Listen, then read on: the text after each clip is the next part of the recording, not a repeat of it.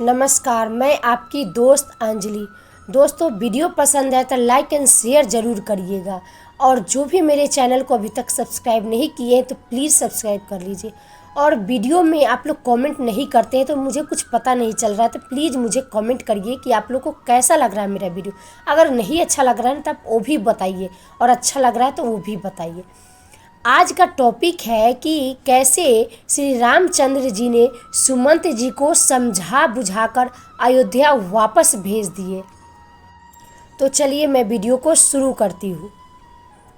जब लक्ष्मण जी ने कड़वी बातें कही तो प्रभु श्री रामचंद्र जी ने उसे बहुत ही अनुचित जानकर उनको मना किया।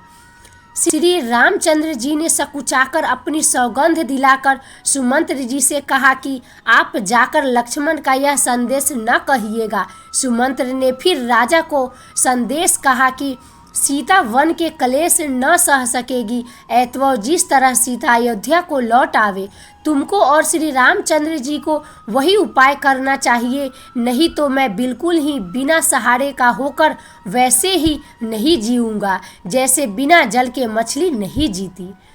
सीता के मायके और ससुराल में सब सुख है, जब तक यह विपत्ति दूर नहीं होती तब तक वे जब जहाँ जी चाहे वहीं सुख से रहेगी।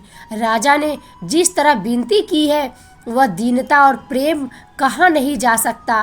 कृपा निधान श्री रामचंद्र जी ने पिता का संदेश सुनकर सीता जी को अनेकों प्रकार से सीख दी। उन्होंने कहा, जो तुम घर लौट जाओ तो सास ससुर गुरु प्रियजन और कुटुंबी सबकी चिंता मिट जाए। पति के वचन सुनकर जानकी जी कहती है, हे प्राणपति, हे परम स्नेही, सुनिए। हे प्रभु, आप करुणामय और परम ज्ञानी हैं।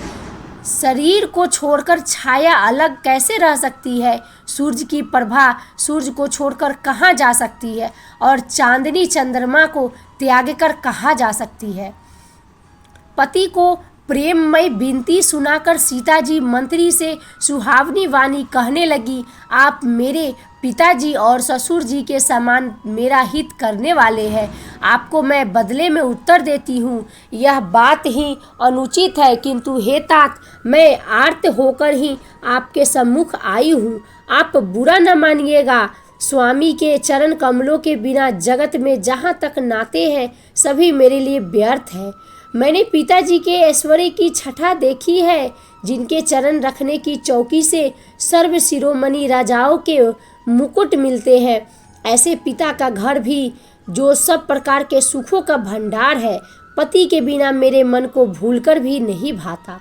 मेरे ससुर कौशल राज चक्रवर्ती सम्राट है, जिनका प्रभाव 14 लोगों में प्रकट है। इंद्र भी आगे होकर जिनका स्वागत करता है और अपने आधे सिंहासन पर बैठने के लिए स्थान देता है। ऐसे ऐश्वर्य और प्रभावशाली ससुर, उनकी राजधानी अयोध्या का निवास है।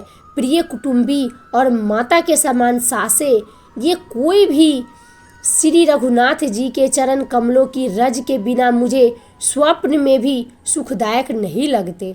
दुर्गम रास्ते, जंगली धरती, पहाड़, हाथी, सिंह, अथाह तालाब एवं नदियाँ, कोल, भील, हिरन और पक्षी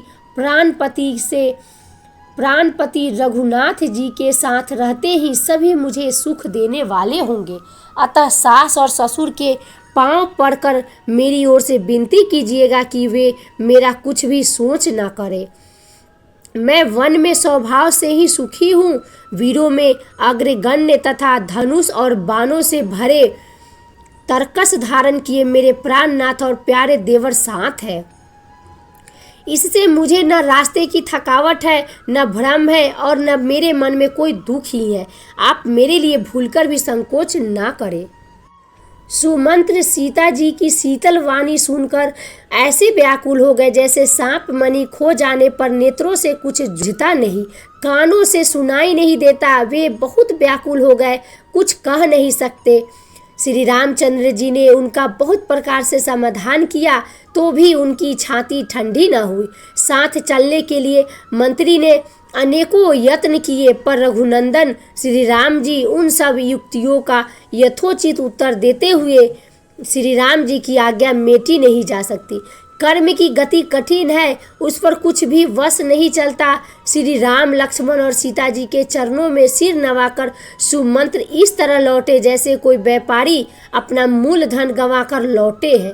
सुमंत्र ने रथ को हाँका। घोड़े श्री रामचंद्र जी की ओर देख देख कर हिनहिनाते हैं। यह देखकर निषाद लोग विषाद के वश होकर सिर धून धून कर पीट पीट कर पछताते हैं।